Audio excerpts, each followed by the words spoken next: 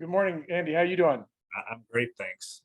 I hope you are. If you have a question for Josh, go ahead and use the raise hand tool. And if you need access to record, just let me know in the chat window. Your first question will come from Michelle Kaufman. Go ahead, Michelle.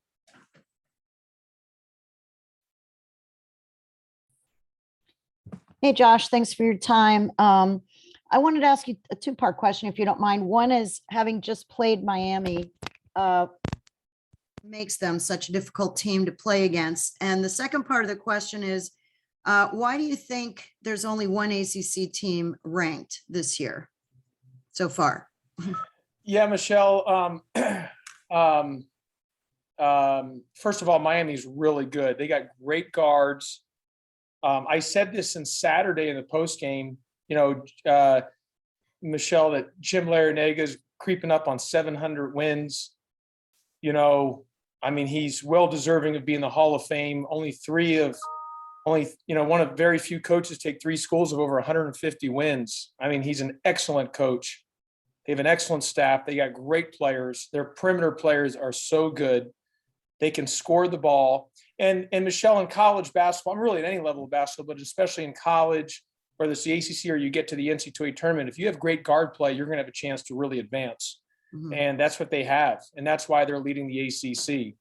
And the second thing is, to answer your question, I just think it's a situation where the national media, maybe some local media, I don't know, people who cover the sport haven't, with all due respect, I think they think if Carolina or Duke is not like top 5 in the AP, or you're just dominating, then automatically the league is down.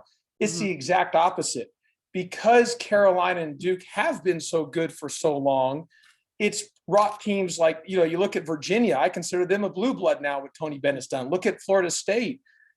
Obviously all the teams in this league, and it's forced everyone to raise their bar, their standard, their level of competition to try to meet those programs at the very top. And it's not that the league is down, it's the league is so good from 1 to 15. Mm-hmm. And it's just because I just think a lot of people think, if you ask any coach in the league, they'll tell you this league is real. It's as good as it's been. It's just maybe not as top heavy because certain teams aren't ranked. So they think if Carolina and Duke aren't there, then automatically the league's down. And that's just a myth. It's unfortunate. I think that's maybe in the 90s, early 2000s, that was the case, but no longer anymore. This league's going to have continuous, because of the bottom, middle, everyone's fighting for the top and everyone's raised their level. The league is the parity of 15 teams is as good as any league in the country. Our league is, I believe, is the best league in America. I know people talk about the Big 12 and the Big 10 and, the SEC. The ACC is the best league in the country. I know people say, well, you're just the eternal optimist. No. Yes, I am the internal optimist, and I look at the glass as overflowing, but I'm telling you, this is the best league in all of college basketball. 15 teams, multiple Hall of Fame coaches, so many pros in this league, and there are so many different styles of play. And it's the one league where you can play really good basketball and still lose. You can be a good team and still take losses. I think Virginia Tech, beginning of the year, I think they might win the ACC championship. They're that good. They're really, really good. They've had some unfortunate losses. They're a great team, great coach, great players. This league is best league in all of college basketball. Yes, I'm the internal optimist, but I'm telling you that that's from someone who's in the league and who studies the game of basketball. Thank you. Yep. Mark Berman, go ahead. Good morning, Josh. What in that win over Florida State you guys had recently, did you kind of need to bottle and capture and do again on Wednesday in Blacksburg?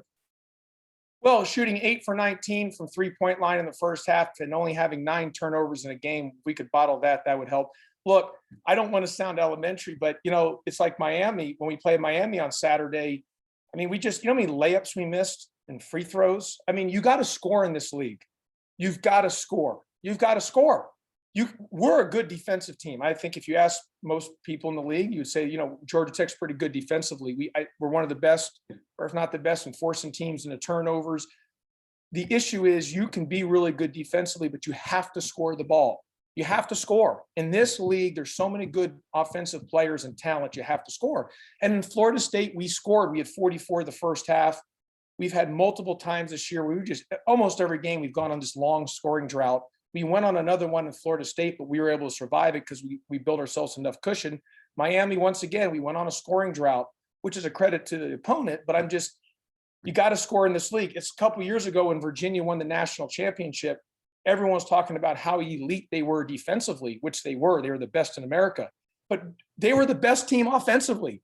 They were so good offensively. Yes, they were elite defensively, but they were incredible offensively. You got to score the ball in this league. You can be a great defensive team, but you got to be able to score the ball. And then versus Miami, I felt we did a good enough job defensively to win the game, but we didn't score enough. Credit to Miami for their defense, but in the end, you got to put the ball in the basket. You have to score the ball in this league. You got to have guys that can put the ball in the basket. And that's been a struggle of ours this year. And I also want to ask you about Bubba.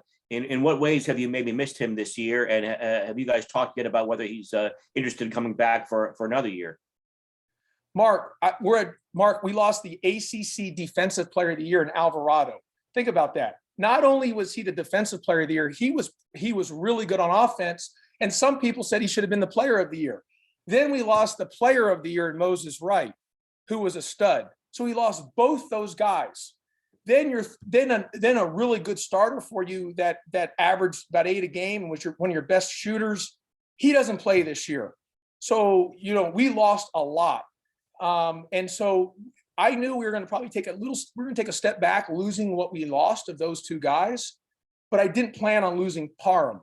And that has really hurt us in the scoring deal. And that's really affected our team. We've struggled to score, not having a guy that can put the ball in the basket. I'm not saying we'd be number one in the country, but we'd have a few more wins at this point just because of his ability. He would have been a 5th-year senior, his ability to shoot the ball and score, knowing our system. That's been a big loss for us. And, and that's part of our issues with our scoring droughts. But I like to throw that in there, Mark, because I've only got one more year. I've only got the rest of this year to talk about what we lost from last year. I can't use that next season. Have you Bubba talking about whether he's coming back again for another year or not? Yeah, Bubba's going to get a medical red shirt. He'll be able to, that's going to be his call if he wants to come back. He's obviously more than welcome to come back. He will graduate with a Georgia Tech degree, but it's going to be his decision. He can come back to Georgia Tech. He can pursue his next, I know he's going to want to try to pursue professionally, or he could obviously go in the portal and, go to another school. That will be up to his decision. We would love for him to come back, but that's going to be his call. Thank you. But he's done for the season. He's going to get a medical red shirt. We'll get one last question from David Teal. Go ahead, David. Josh, you mentioned your defense, and the metrics say that you're top 3rd in the country in 3-point defense. How does that manifest itself against a team that just went 18 for 25 beyond the arc the other day? Goodness gracious. I watched that game when I came home, and they looked like they were the Golden State Warriors, the way they were shooting the ball. And Coach Young, he's an incredible coach. I mean, just an incredible coach. Their team is very, very good. Like I said, at the beginning of the season, I thought they could win the ACC championship. I mean, they're really good. And so I know they had some tough losses. The biggest issue is, I was hoping if they were going to get hot, it would be after our game. But, they were sure hot on Saturday. I'm hoping it cools off before we get there to play them. Cantor can just flat out shoot the ball. Luma is really good, and he runs great offense. The other thing is, I would tell you, David, is they're really good defensively. They probably don't get, as good as they are offensively. I think they're a very good defensive team, and they're just a very good basketball team. We'll have to play our best game of the year if we're going to want to beat them on the road. Josh, thanks for the time today. We appreciate it. Okay. Thanks, everybody. Appreciate it.